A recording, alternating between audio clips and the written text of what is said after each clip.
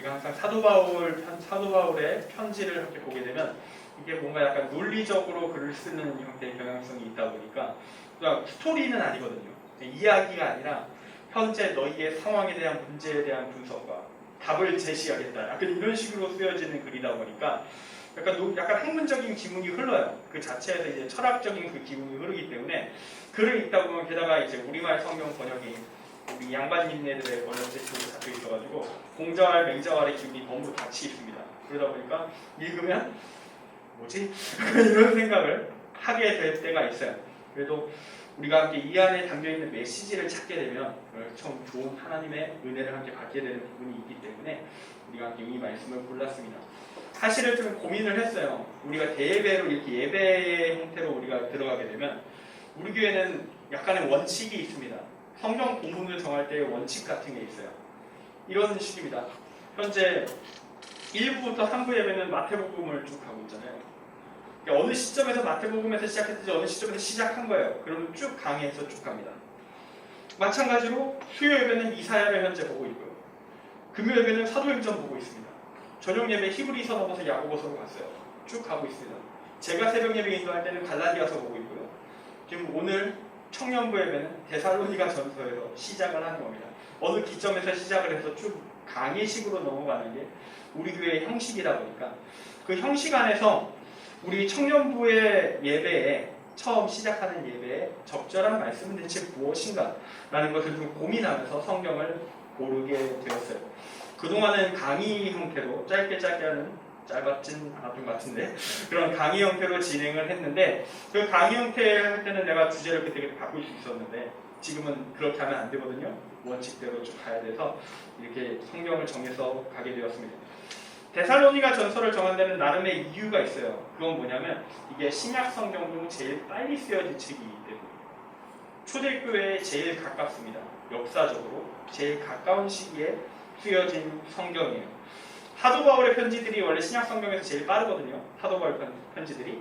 그 중에서 데살로니가 전서는 1등에 속합니다. 가장 먼저 쓰여진 편지다라고 볼 수 있어요. 우리 높은뜻 교회 청년부 예배가 이제 교회가 이제 세계 가운데 처음 세워질 때 첫 번째로 나온 이 성경의 말씀을 함께 보면서 우리가 좀 그렇게 순수한 믿음, 초대교회와 같은 그 순수한 믿음을 회복하기를 바라면서 우리 함께 말씀을 골랐습니다. 오늘 말씀 제목부터 다시 한번 체크하고 넘어갑니다. 말씀 제목이 이렇게 적혀 있어요. 하나님을 향한 믿음이라고. 하나님을 향한 믿음. 이 제목이 나오게 되는 근거는 8절에 있습니다. 8절에 이렇게 적혀 있어요.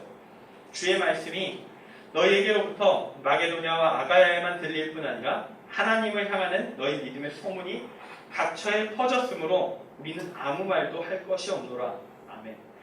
이 하나님을 향해 나아가는 데살로니가 교회 성도들의 믿음의 모습에 바울이 감격했다고 이야기합니다. 대단했다고 인정합니다.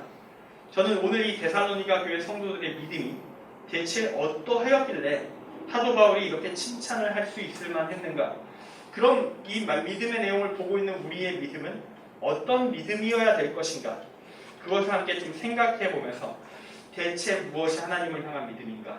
그걸 함께 답을 찾아가고자 합니다. 이 믿음의 내용은 이 오늘 말씀 3절에 아주 압축적으로 정리가 되어 있어요. 믿음의 역사와 사랑의 수고와 우리 주 예수 그리스도에 대한 소망의 인내라고 적혀 있습니다.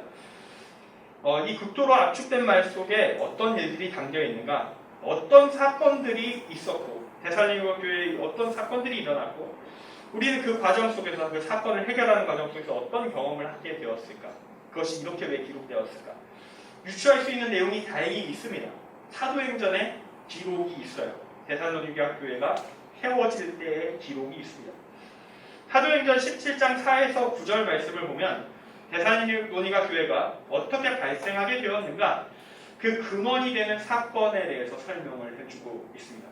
많이 찾아오셔도 됩니다. 찾아오셔도 되고요. 저는 그냥 여러분에게 설명을 좀 드릴 겁니다. 사도 바울이 이제 데살로니가 교회에 말씀을 전합니다. 예수님의 십자가와 부활에 대한 가르침을 전해줬어요. 가장 정통적인 기본이 되는 복음을 전했습니다. 그리고 이렇게 말했습니다. 예수를 따르라. 여러분도 정말로 이 땅의 문제들, 어둠들, 악을 넘어서 죽음을 넘어설 수 있는 진짜 유일한 제대로 된 신의 길, 하나님이 원하시는 길을 걸어가자. 예수님이 그 길을 먼저 가셨다. 그리고 죽음을 넘어서는 부활을 경험하셨다. 영원한 생명이 있음을, 여기 진짜 진리가 있음을, 죽음 이후가 끝이 아니라 천국과 지옥이 있고 천국에 가는 길이 여기 있다라는 것을 가르쳐 주셨습니다. 이 말을 사도 바울이 쭉 하고 나니까 그 지역에 유대인들은 생각보다 말씀을 잘 안 들었습니다. 적당히 듣고 넘어가거나 또는 일부는 화를 냈다라고 기록이 되어 있어요. 오히려 그리스도인들이 그리스도인들이 돼서 믿음을 가집니다. 경건한 헬라인의 큰 무리와 적지 않은 귀부인이 바울과 신라를 따르기 시작했다라고 성경은 말하는데요. 그들은 꿈을 꿨던 거예요. 당시에 이제 헬라인들이라고 하면, 그리스인이라고 하면 진리를 찾아 헤매는 사람들의 그런 형태의 경향성을 갖고 있는 사람들이었습니다. 이 세상을 지배하는 원리는 대체 뭘까? 인간은 왜 죽을까? 죽음 이후엔 끝이 있을까? 죽고 나면 어떤 일이 벌어지나? 신은 있는가? 이런 고민들을 진지하게 하는데 익숙한 사람들, 그걸 하고 있는 사람들한테 사도 바울이 와서 하나님을 소개한 거죠. 그리고 예수님을 그 하나님께 나아가는 길로서 소개하였습니다. 여러분도 예수님을 따라가면 됩니다. 그러면 여러분도 초월의 길에 도달할 수 있습니다. 하나님의 진리에 도달할 수 있습니다. 예수님처럼 하나님을 믿으면 가능합니다. 그 부활하신 예수님을 나도 경험을 다행히 했습니다. 여러분도 그러니 경험할 수 있습니다. 믿으면 가능합니다. 라는 이야기를 해준 거예요. 여기에 이 데살로니가 교회 성도들의 믿음의 특성 중에 하나, 첫 번째 이야기를 꺼낼 수 있는데요. 그것이 바로 믿음의 역사가 있는 믿음입니다. 이 사도 바울의 말, 이 가르침을 사람들이 믿었어요. 놀랍게도 잘 믿어주었습니다. 믿고 믿음의 역사가 일어났다라고 되어 있어요. 여기서의 역사는 한자어로 힘역에다가 일사자를 씁니다. 영어로 하면 월크예요. 제가 발음이 적절치 않을 수 있는데 워크와 월크가 참 발음하기가 좀 애매한 느낌이 있어요. 제가 오랜만에 제가 영어를 놓은 지 너무 오래돼가지고 입에 감각이 좀 무너진 것 같아요. 지금 약간 수면 부족도 좀 있고. 그래서 일하는 것, 거기에 대해서 얘기를 하는 거예요. 여기서 우리는 믿음이 어떤 것인지 알게 되는데, 믿음은 힘을 써서 노력하는 것, 그렇게 해내는 의지적인 결단이기도 합니다. 가볍게 믿음을 가지지 않았던 거죠. 이 사람들의 믿음은 호기심으로 그냥 믿음을 가져볼 것인가 이렇게 하는 게 아니라 진지하게 고민하고 결단해서 믿어보겠다라고 이야기했다는 겁니다. 바울의 말을 들으면서 이들은 고민을 했던 거예요. 나는 항상 궁금해했었다. 죽음 이후에 무슨 일이 있는가? 죽고 끝인가? 죽고 끝이라면 즐기며 살면 된다. 그게 제일 효율적이지. 그런데 실제로 우리가 믿고 있는 다신교는 정말 철저하게 현세적이지. 신들도 오늘을 즐겨라 라는 마인드로 인생을 살고 있고, 우리 역시 현재의 기쁨에 주력하고 산다. 근데 이 땅에서의 이 기쁨에만 집중하며 사는 이 삶, 질적이고 고상한 쾌락을 추구할 수도 있겠지만 이런 삶을 추구하고 사는 게 과연 옳은가에 대해서 그들은 고민을 하고 있었던 거예요. 근데 그 상황에서 사도 바울이 등장해서 말을 던져줍니다. 그게 아니다. 인생은 죽고 끝나지 않는다. 인생은 그냥 즐기면서 사는 것이 적절한 답이 아니다. 죽음 이후에 삶이 있고 진리에 닿는 삶이 있다. 영원한 생명을 얻는 그 삶이 있다. 진짜 영원한 죽음을 받아들여야 되는 선택도 있을 수 있지만 내가 어떤 방향으로 가게 되는지는 내 삶을 통해서 결정되게 된다. 공평과 정의이신 선하신 하나님이 그 길을 판단하신다. 천국의 길과 지옥의 길이 갈릴 것이다. 너는 어느 길을 가게 될 것이냐. 너의 삶을 통해 결정을 해야 된다. 라고 말을 했던 거예요.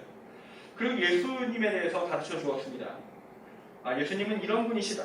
하나님의 뜻을 완벽하게 삶 속에서 실현하셨다. 그렇게 사는 것을 또 싫어하는 사람들에게 예수님이 돌아가셨다. 근데 그분이 죽고 그냥 끝나지 않았다. 그분이 부활을 했다. 그 부활한 예수님을 사도 바울이 말합니다. 내가 그분을 만났습니다. 내가 그분을 경험했습니다. 그리고 여러분이 이 사실을 믿을 수 있으면 여러분 역시 부활하신 예수님을 확인하게 될 거다. 경험하게 될 것이다. 라고 말을 해요.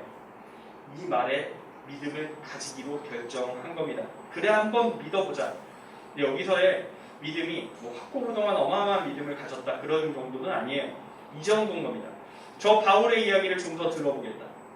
좀 더 이야기를 나눠보겠다. 그 과정 가운데 내가 믿을 수 있는지, 진짜 제대로 완전하게 믿을 수 있는지를 확인하겠다. 내가 만약 믿었을 때 그 경험을 실제로 할 수 있다면 내가 믿고 있던 다신교의 신, 내가 가지고 있던 관점, 철학, 학문을 다 버리고 진짜를 찾아가겠다. 이러한 믿음의 결단이 그에게 있었던 마음을 열었다라는 겁니다. 이 대화의 과정, 믿음을 가지는 과정이 그들에게 있었다는 거예요. 데살로니가 교회 성도들에게. 4절 말씀은 이때 이 믿음을 가지는 과정을 이렇게 설명합니다. 하나님의 사랑하심을 받은 형제들아 너희를 택하심을 아노라. 하나님이 여러분을 정말 사랑하셨다. 왜냐?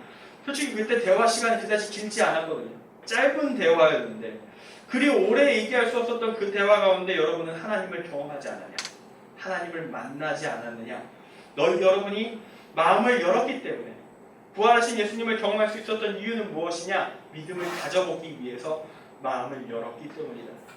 여러분이 마음을 열었더니 하나님이 기뻐하시면서 여러분을 만나주셨다. 사도 바울이 이렇게 말하고 있는 겁니다.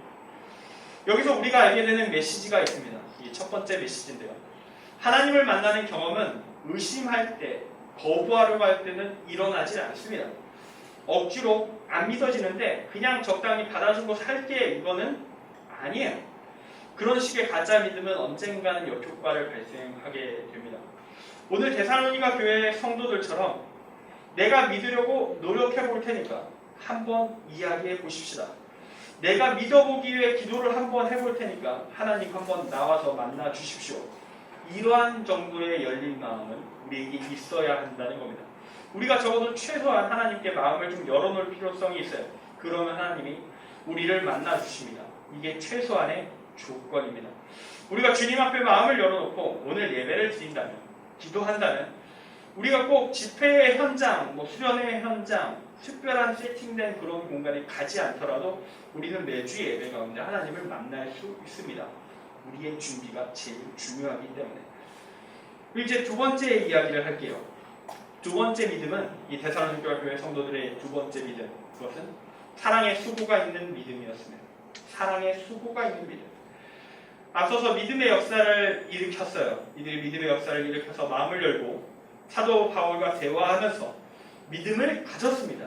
놀랍게 하나님을 경험했네요. 귀한 역사가 있었는데 이렇게 억지로 믿는 게 아니라 하나님 만나는 체험을 다 했습니다. 이렇게 믿음을 딱 가진 사람들한테 갑자기 시련이 닥칩니다. 사도행전 17장 5절을 보면 유대인들의 공격이 있었어요. 갑자기 제 얼굴을 빛이 때렸어요. 유대인들의 공격이 있었는데 유대인들이 이 주변 사람들, 이방인들까지 다 선동을 해가지고 사도 바울이 머무르고 있는 곳으로 알려진 야손이라는 사람의 집을 습격합니다. 이때 야손을 비롯해서 믿음 가진 사람들이 사도 바울과 같이 있었을 거거든요. 같이 딱 모여 있는 겁니다. 이때 바울 찾아왔잖아요. 바울을 잡아 쫓치겠다. 그놈을 잡아 쫓을 테니까 빨리 그놈만 내놓아라. 그러면 너희는 살 것이다. 이런 얘기를 듣고 있는 겁니다. 이제 막 믿음 가진 지 얼마 안 된 초신자들입니다. 그래도 체험을 좀 했기 때문에 지금 좀 뜨거운 마음은 있어요. 근데 그래도 신앙 가진 지 아직 몇 분 지나지 않을 수도 있습니다. 그 상태에서 사도 바울을 잡아 죽이겠다는 사람들이 앞에 닥쳐온 거예요. 이때 이 문제를 가장 쉽게 해결하는 방법이 있습니다. 사도 바울을 보내주면 됩니다. 그들에게 내주면 됩니다.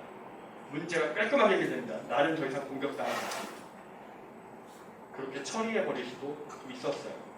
근데 이 사람들이 공포 속에서도 끝까지 사도 바울을 지키기로 결정합니다. 밖에 폭도들의 기세를 보니 자칫하면 내가 죽습니다. 공포가 일니다. 하지만 그럼에도 불구하고 이들은 놀라운 결단을 합니다. 그것은 바로 무엇이었느냐? 그것의 이 결단을 가리켜 성경은 사랑의 수고라고 이야기하는 거예요. 그들이 어떤 방법을 썼는지는 모르겠어요. 그 둘러싼 사람들을 어떻게 뚫고 사도 바울을 구출했는지 어떻게 탈출시켰는지 모릅니다. 모르겠어요. 지하실에 어떻게 숨겼는지 밑에 땅굴이 있었나? 어떻게든 탈출을 시켰어요. 탈출을 시키고 그 위기를 넘어가도록 한 다음에 자기들이 대신 붙잡힙니다. 자기 희생을 한 거예요. 남을 위해서 내 목숨을 건다.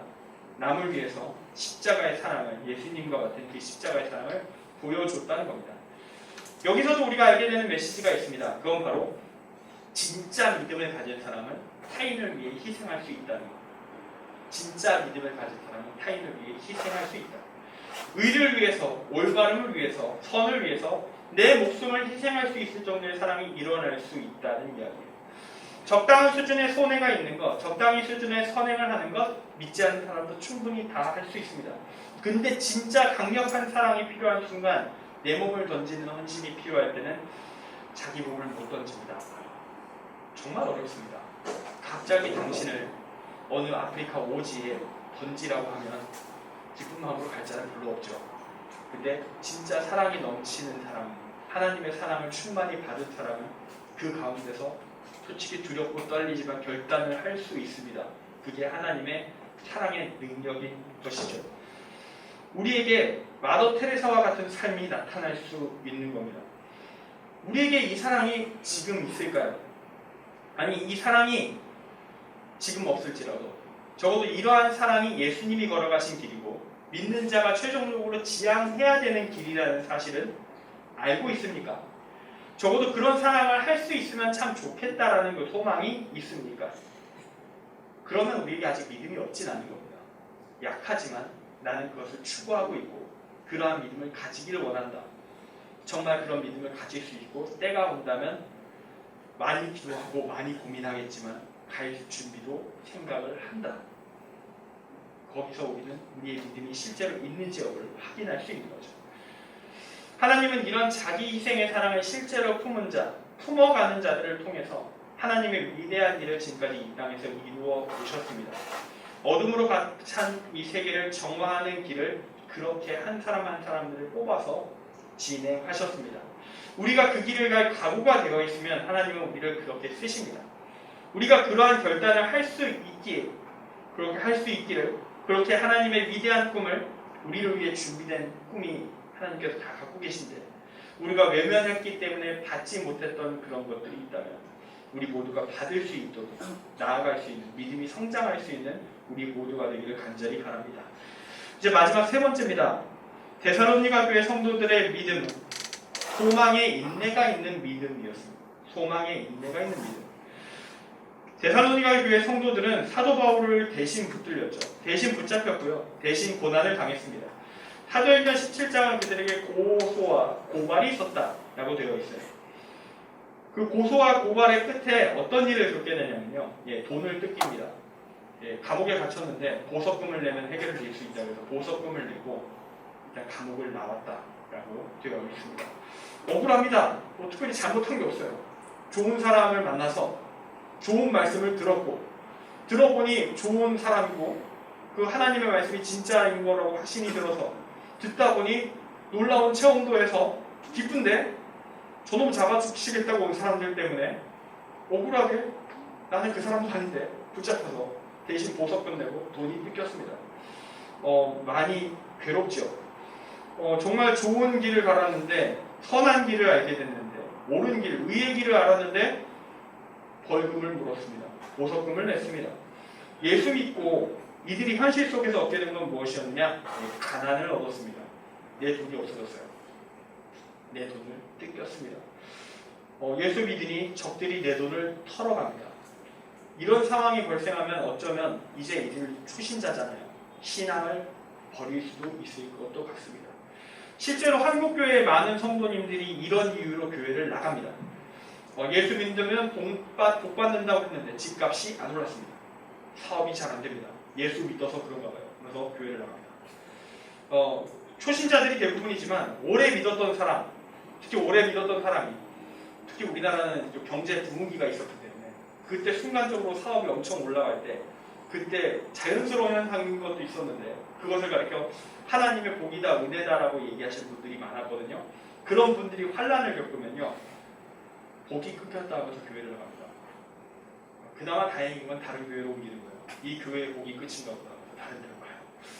이게 제대로 된 신앙인지야 그건 이제 주님께서 판단하시는 문제지만 안타까운 사례들이란 건 확실한 것 같습니다.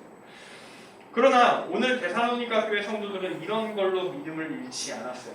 그들에게는 인내의 소망이 있었습니다. 이들이 한번 보석금만 내고 사건이 끝났을까요? 그게 아니에요. 오늘 말씀 6절 보면요. 그들은 많은 환난을 당했다라고 매우 압축적으로 정의되어 있죠. 환난이 가벼운 것일까요? 거의 목숨을 걸 정도의 위기의 순간도 그들에게 있었다. 어지간해서 환난이라는 표현을 쓰지 않을 겁니다. 정말 독한 일들이 그들에게 많이 있었다라고 볼 수 있죠. 적들은 집요하게 저들이 어느 순간 보니까 그 바울이라는 놈의 주구가 되었다. 그의 추종자가 되었다. 어떻게든 괴롭혀야 된다. 이런 상황에 처했던 것입니다. 그런데 그 사람들은 끝까지 믿음을 잃지 않습니다. 그리고 그 가운데 하나님을 더욱더 깊게 만났다고 합니다. 사도 바울은 그래서 데살로니가 교회 성도들을 이렇게 극찬합니다. 성령의 기쁨으로 말씀을 받아 우리가 주를 본받는 자가 되었다. 마게도냐와 아가야에 있는 모든 믿는 자의 본이 되었다. 여러분이 믿음 그 자체입니다. 여러분을 따르면 진짜 믿음을 획득할 수 있습니다. 대단하십니다. 우리도 당신을 따라 본받겠습니다. 라는 말을 사도 바울은 하고 있는 겁니다. 그렇다면 이들이 이렇게 인내하면서 소망으로 붙잡은 것은 무엇이었는가? 구원이었습니다. 이들은 구원을 붙잡았어요. 이들은 구원에 이르는 메커니즘을 아주 정확하게 이해를 했습니다. 구원, 부활을 내가 누리기 위해서 내가 가야 할 길은 어떤 길인가? 그건 바로 예수처럼 사는 겁니다. 내 삶의 영역에서 십자가를 지고 사는 겁니다. 예수님처럼 믿고 살면 내가 부활의 구원을 경험하게 될 것이다. 그러니 나는 지금의 고난을 견딜 것이다. 인내할 것이다. 왜냐? 인생은 이 땅에서 살고 끝이 아니지 않는가. 그 이후에 천국에서 나는 영생을 누릴 것이다. 그것을 위해 나는 이 땅에서 하나님의 뜻을 따라 살 것이다. 선하게 살 것이다. 하나님의 뜻을 실천하며 살 것이다. 그 과정 속에서 오해를 받을지라도 공격을 당해도 좋다. 믿음의 삶을 살기 위해 당하는 고난이라면 기쁘게 받아주겠다. 나중에는 사자밥이 되시는 분들도 참 많은데 이런 느낌이셨을지도 모르겠습니다. 사자의 아가리가 바로 곧 천국 가는 지름길이구나. 이런 생각을 하신 분들도 있었을지도 모릅니다. 대단한 믿음이죠. 생명을 걸 수 있을 정도의 구원에 대한 믿음. 이것이 바로 초대교회 성도들의 믿음이었습니다. 여기에는 기복신앙이 서 있을 자리가 전혀 없어요. 인내의 소망이 있는 믿음의 극은 결국 순교의 믿음으로 연결되거든요. 예수 믿는 것이 곧 각종 공갈 협박과 처벌, 이유 없는 공격이던 시절에 기독교는 시작했습니다. 그 참된 믿음의 시작에 이 땅에서 복받을 자리가 뛸 것이 하나도 없어요. 물론 나중에 좀 상황이 호전되고 나면 기독교가 공인되고 막 그래서 좀 공식적인 종교로서 인정받고 나중에 국교화되고 막 그러다 보면 상황이 좀 바뀌고 변화되는 부분이 있긴 하지만 근본은 그렇지 않다는 겁니다. 우리가 여기서 기억해야 될 것이 있습니다. 그건 바로 하나님은 무엇보다 우리에게 어떤 복을 주시는 것보다 우리가 구원받기를 원하신다는 겁니다. 여러분이 잘 먹고 잘 사는 것보다 천국 가길 원하십니다. 여러분이 이 땅에서 건물주로 살다가 지옥 가는 것보다 하나님은 여러분이 거지로 살더라도 천국 가기를 원하십니다. 물론 현실은 그렇게 극단적이지는 않을 거예요. 우리는 어느 사이 가운데 있을 겁니다. 여러분의 믿음을 보시면서 그리고 여러분을 의의 길로 인도하시기를 원하시는 하나님의 뜻과 여러분이 바라는 그 희망이 서로 충돌하면서 찾아가게 되는 그 합의점, 그게 바로 지금 우리가 살고 있는 현실일 겁니다. 우리는 그렇게 계속 하나님과 줄다리 일을 하면서 현재를 살아갑니다. 이제 말씀을 정리합니다. 우리는 데살로니가 교회 성도들의 하나님을 향한 믿음의 세 가지 모습을 오늘 말씀 속에 배웠습니다. 믿음의 역사를 통해서 우리는 내가 하나님께 마음을 열고 나아가면, 그렇게 믿음을 세워나가면 하나님을 진실로 만나서 믿음이 완성될 수 있다는 사실을 배웠습니다. 우리가 마음을 여는 것이 가장 첫 번째 조건입니다. 그렇게 믿음을 가지게 되면 우리는 사랑의 수고를 감당할 수 있는 데까지 변화하기 시작합니다. 예수님처럼 다른 이들을 위해 죽을 수 있는 자기 희생의 사랑까지 나아갈 수 있습니다. 그렇게 우리의 인격이 소시민에 머무는 것이 아니라 의인이 되어갑니다. 진짜 믿음의 위인이 되어가는 것이죠. 마지막으로 이 의인이 되어가는 삶은 천국의 소망을 가지고 인내하는 삶입니다. 우리가 천국의 소망, 부활의 소망을 놓치지 않기를 하나님은 원하십니다. 우리는 그 하나님의 뜻과 어떨 때는 하나가 될 것이고요. 어떨 때는 거부하면서 떨쳐낼 겁니다. 지금 우리는 어떤 선택을 하고 살고 있을까요? 주님과 함께하는 오늘 청년부 예배 첫 번째 주일입니다. 주님 안에서 오늘 데살로니가 교회 성도들이 보여주었던 그 믿음을, 하나님을 향한 그 믿음을 소유할 수 있는, 그 믿음까지 나아가겠다는 결단을 품을 수 있는 이 높은 특교의 청년들 모두가 될 수 있기를 바라고 기도합니다.